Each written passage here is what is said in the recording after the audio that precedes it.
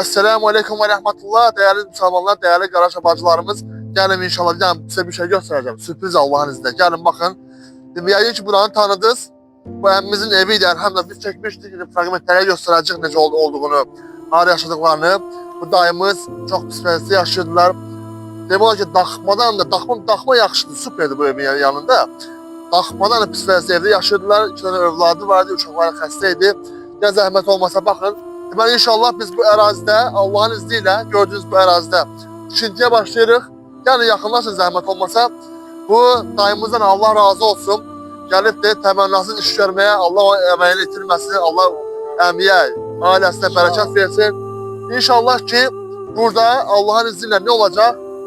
3 otaqlı, içerisinde hamamı, ayağı olmaqla inşallah ev tikiləcək və bizə dəstək olan, Allah razı olsun, qərib ölçülü olan qardaşlarımız var, əziyyət çəkən qardaşlarımız var. Allah onları korusun, onların razı olsun, onların işinə bərəkət versin. Onların da burada çox dəstəyi var. Əsas dəstək onlardan gəldi bizə. Allah onlara bərəkət versin. Deməli, gəlin zəhmət olmasa baxın, gəlin şifayı göstərəcəm bu evi. Onun üçün mən videoda göstərmişəm, baxın. Deməli, burada yaşayırdılar dayımız. Daha doğrusu yaşamağa çalışırlar. Baxın, qışın günündə, subhanallah, yəni evdir. Görürsünüz, evdir. Yəni ki, evimizin evi pərdədən, kulenkadandır və inşallah bizim bu Necmettin ustamız buranı gözəlləşdirəcək. Allah malzeme mülkünüzə bərəkət versin. Hər birinizdən xahiş edirəm ki, dəstək olmağa davam eləyin.